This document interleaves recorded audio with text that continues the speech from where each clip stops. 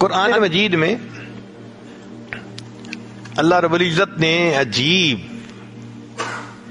قرآن مجید کا ذرا ایک نقطہ سنیے کہ جو شخص اللہ پہ یقین کرتا ہے، جو سبب ذلت کا ہوتا ہے اللہ اسی کو عزت کا سبب بناتے ہیں، جو سبب ناکامی کا ہوتا ہے اللہ اسی کو کامیابی کا سبب بناتے ہیں، اسی کو سبب بناتے ہیں۔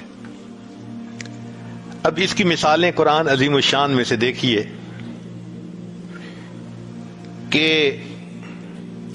حضرت موسیٰ علیہ السلام کی والدہ اپنے بیٹے کو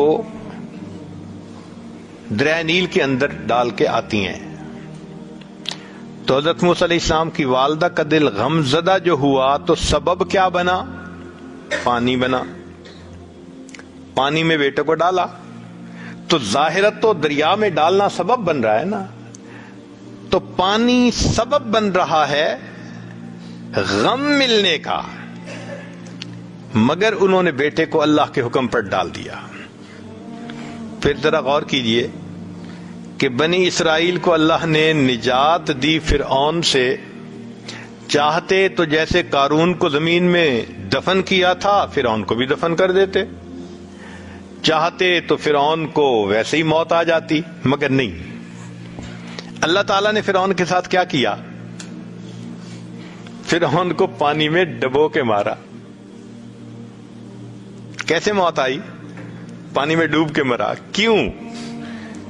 کہ میری ایک بندی نے میرے اوپر یقین کر کے بیٹے کو پانی میں ڈالا تھا، آج اس کا دل غمزدہ ہو رہا ہے۔ موسیٰ علیہ السلام کی والدہ، ایک وقت آئے گا میں اسی دریا کے پانی کو تیرے لیے خوشی کا سبب بنا دوں گا۔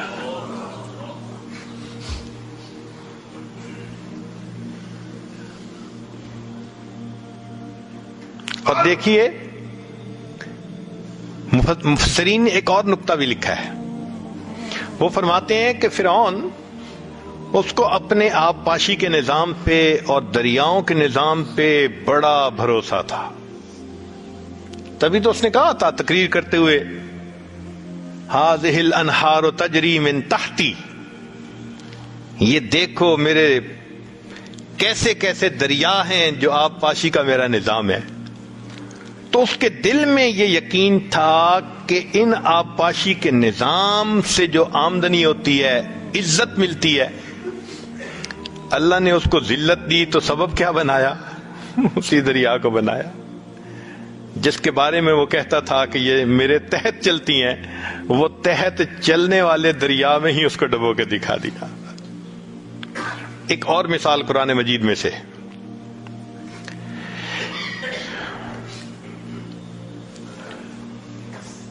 جب یوسف علیہ السلام کے بھائیوں نے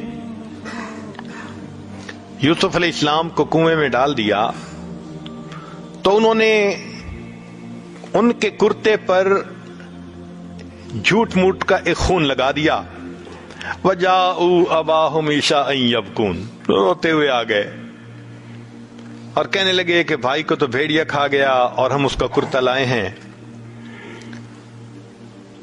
تو یعقوب علیہ السلام کو جو دکھ پہنچا تو ظاہری سبب کیا تھا؟